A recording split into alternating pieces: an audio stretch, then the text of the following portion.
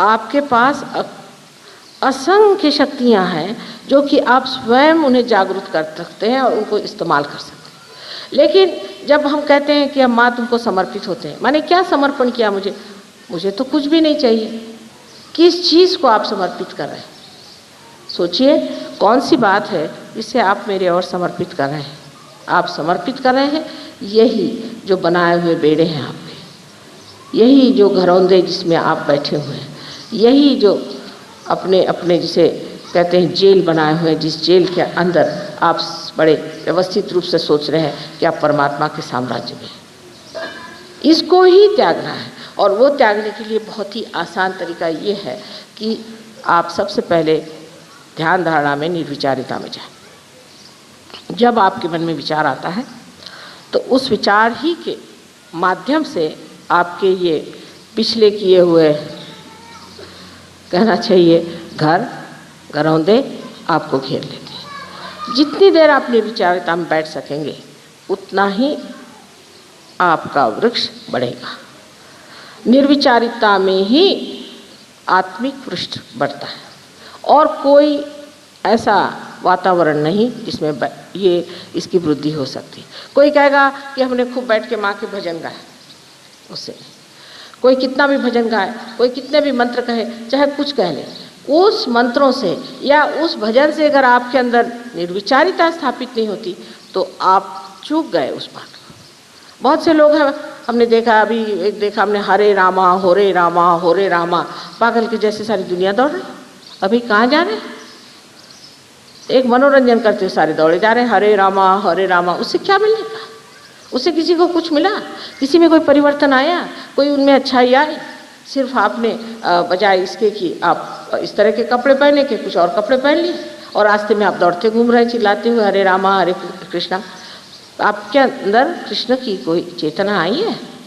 कृष्ण की चेतना है कि आप साक्षी स्वरूप हो जाते, क्या आप साक्षी स्वरूप हो गए? फिर इस तरह की बाह्य चीज़ों में उलझ जाने से भी मनुष्य कभी कभी अपनी ऊर्ध्वगामी गति को बदल करके अधोगामी पर आ सकता है। जैसे एक छोटी सी चीज़ मैंने आपसे बताई, मनोरंजन सहयोग में मना नहीं है, लेकिन मनोरंजन ऐसा होना चाहिए कि जिससे आप में निर्विचारिता स्थापित हो। लेक्चर ऐसा होना चाहिए जिससे आप में निर्विचारिता स्थापित हो। मंत्र ऐसे कहना चाहिए जिससे आपके अंदर निर्विचारिता स्थापित हो। ध्यान ऐसा होना चाहिए जिससे आपके अंदर निर्विचारिता आनी चाहिए। कोई सा भी कार्य करते वक्त अगर आप निर्विचार हो जाएं तो सारी परमात्मा की शक्तियाँ आपके अंदर से कार्यान्वित होंगी। तो सबसे पहली बात है कि निर्विचारिता में उतरना चाहिए। लेकिन लोगों को ऐसी चीज़ें अच्छी लगती हैं जिसमें विचार को चालना मिले, जिसमें मनुष्य सोचता रहे, पागलों जैसे सोचता सोचता उसको समझ ले कि हा मैंने कितना सोचा, या पढ़ते पढ़ते एकदम ऐसा सोच ले कि हाँ मैं तो बिल्कुल महाविद्वान हूँ। इन विद्वानों के लिए परमात्मा के साम्राज्य में जगह नहीं।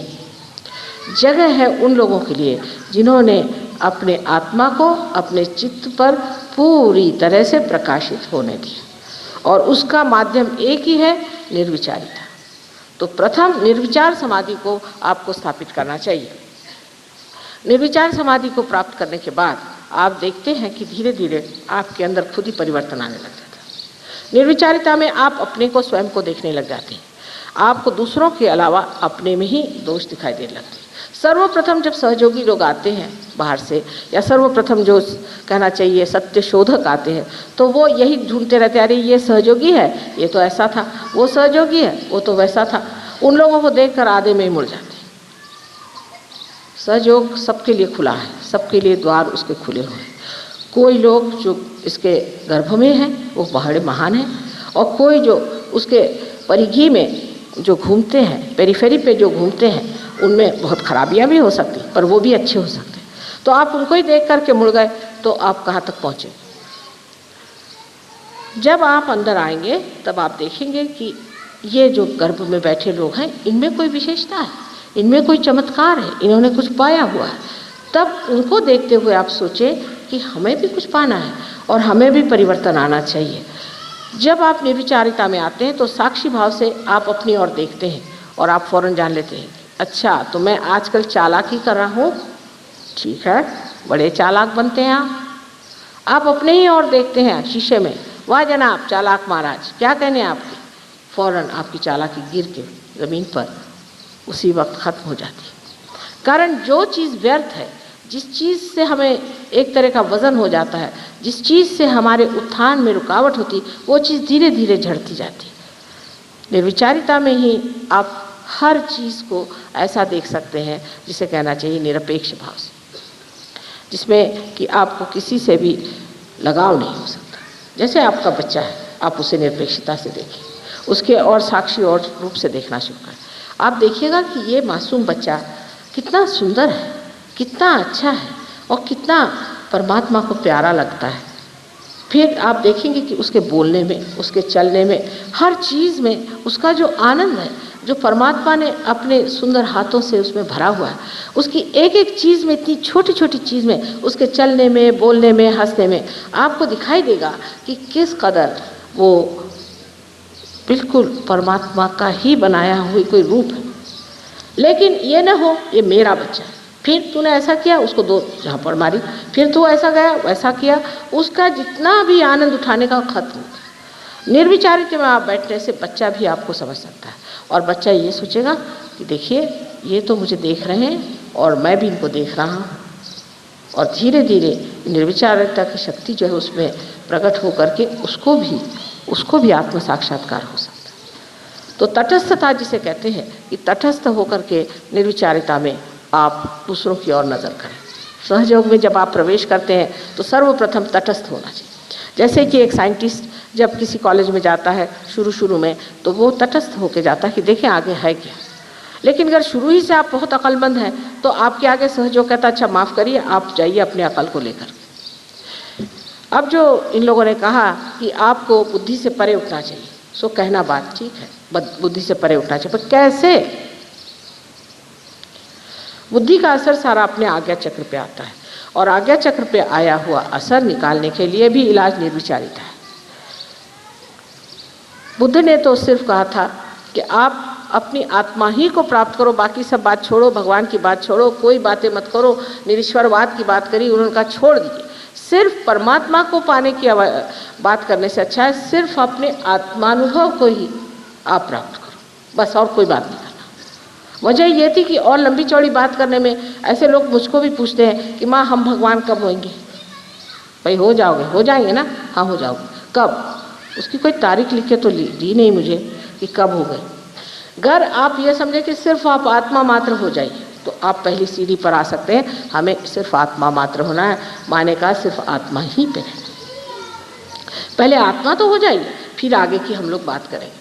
लेकिन जबकि आप बहुत ज़्यादा पढ़े लिखे हैं तो और भी आप सोचते हैं कि हम एकदम से ही बड़े भारी कोई शंकराचार्य हो जाए, तो हो नहीं सकते। आदि शंकराचार्य होने के लिए सहयोग में आते ही सारे गुण नहीं आ जाएंगे, लेकिन पहली सीढ़ी कि जिसको आत्मानुभव है उसे आप प्राप्त करें। आत्मानुभव के लिए फिर वही बात आ गई कि निर्विचारिता में उतरना पड़ेगा। अब ये दिल्ली शहर आपका ऐसा है कि मैं आई तब से राइट स्वाधिष्ठान ऐसे ज़ोर से चल रहा था, मेरे से बैठा तक नहीं गया। इसका मतलब है यहाँ लोग सोचते ज़्यादा हैं, करते कुछ नहीं।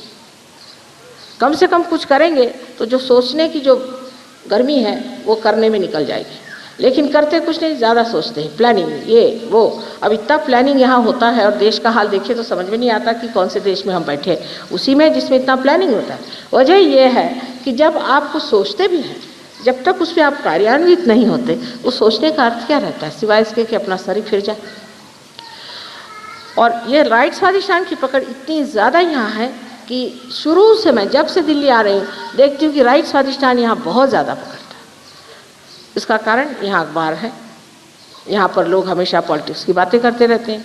यहाँ अभी कोई पॉलिटिक्स पद पे थे, कुछ उतर गए तो वो और ज़्यादा बोलते हैं, उनको कुछ और मिल गए, फिर इधर से वो हो गए, कुछ होते ही रहता है यहाँ पे। ऐसी कोई लोग सिंहासन पे बैठे हैं, कोई सिंहासन से नीचे बैठे हैं, कोई सिंहासन पे चढ़ रहे हैं, कोई सिंहासन से उतरे हुए आपस में इधर उधर दोस्ती कर रहे हैं। एक का दूसरे से झगड़ा होगा तो वो तीसरे से जाके मेल मुलाकात कर रहे हैं। ये सब बेवकूफ़ी का काम वो लोग कर रहे हैं, बिल्कुल महा बेवकूफ़ी, समय बर्बाद कर रहे हैं। कोई किसी को याद नहीं करने वाला, इससे कोई आनंद की चीज़ तो पाई नहीं, कोई विशेष चीज़ तो पाई नहीं। लेकिन वो घोड़े दौड़ाने की आदत जिसको हो जाती है वो छूटती नहीं, फिर वो एक तरह का घरौंदा हो गया। सो उसके लिए भी यही सोचना चाहिए कि जब ये सब व्यर्थ चीज़ है, सब इसमें कोई समय बर्बाद करना है, तो एक कोने पे खड़े होकर देखें कि पागलों जैसे ये क्या अपने समय को बर्बाद कर रहे हैं। अगर आपने ये समझ लिया तो सोच लीजिए कि आप में अब धीरे धीरे साक्षी भाव शुरू हो रहा है। साक्षी भाव में मनुष्य किसी भी उलझनों में फंसता नहीं। कोई भी उलझन आती है उसकी और देखता मात्र है। शुरू में ज़रूर लगता है कि मैं वहीं खड़ा हूँ। जैसे आज मैं डॉक्टर साहब को समझा रही थी कि अगर आप किसी भीड़ से गुजर करके किसी पहाड़ी पर पहुँच जाए और उस पहाड़ी पर से आप भीड़ की ओर देखें तो कहीं अगर ज़ोर से ब्रेक लगा कुछ लगा तो आपको लगता है कि आप ही वहाँ, तो आप ज़रा दचक जाए। लेकिन जब आप जान जाएंगे अरे मैं तो पहाड़ी पे बैठा हूँ, मुझे तो देखना मात्र है, तब आप नहीं दचके। ये स्थिति आने के लिए इसे ही निर्विकल्प स्थिति कहते हैं। इस स्थिति में मनुष्य जो है वो कुछ भी देखता है, जानता है, तो भी वो विक्षुब्ध नहीं होता, शांत देखते रहता है। अब लोग कहेंगे ऐसी शांति में क्या अर्थ है?